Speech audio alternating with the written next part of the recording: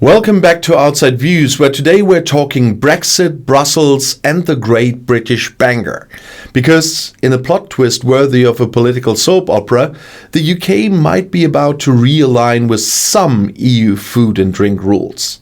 Yeah, you heard that right. The post-Brexit bonfire of Brussels regulations might be getting a little damp. According to reports from Bloomberg, Prime Minister Keir Starmer's government is considering accepting certain EU agri-food rules. And why? To ease Brexit import checks and reduce trade friction, particularly on fresh meat and dairy. And this would be a stunning shift.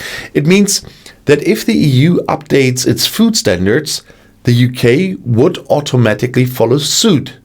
And that's what they call dynamic alignment. And the translation to this: less chaos at the border, but more rule-taking from Brussels. And naturally, this has triggered the Brexit purists. Former Conservative ministers have taken to social media faster than a tabloid scandal, calling it a betrayal.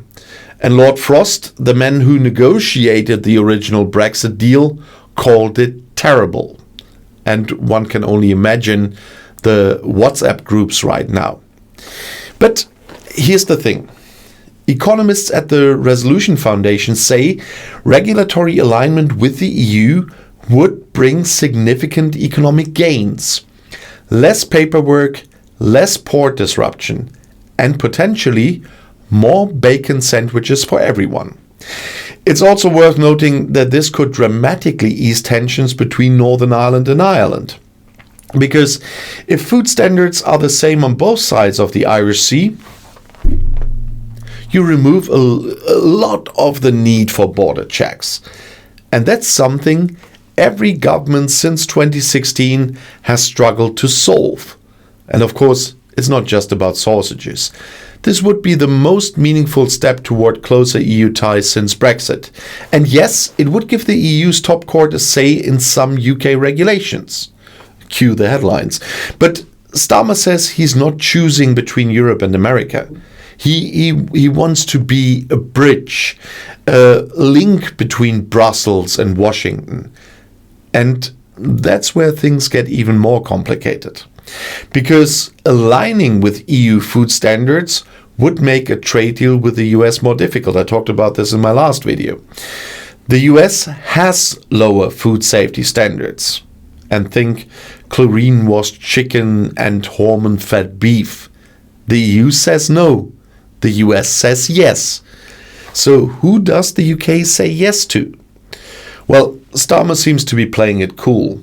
He declined to retaliate against US tariffs. He even invited Donald Trump for a state visit to meet King Charles. And Trump called the king a beautiful man. So that's where we are.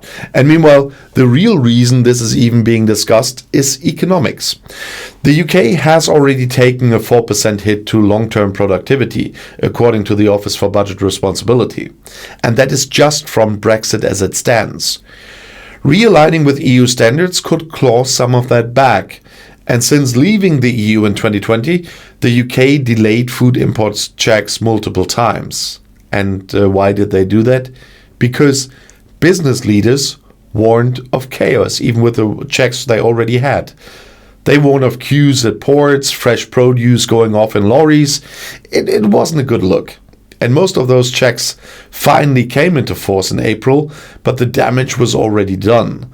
And that's why a new deal is being discussed ahead of the May 19th UK-EU summit. The talks will also cover emissions trading and fishing rights. But it's food and farming that's making the biggest waves. So what does all this mean? It means Brexit, once sold as a clean break, is now getting renegotiated by stealth. It means sovereignty versus pragmatism is back on the table.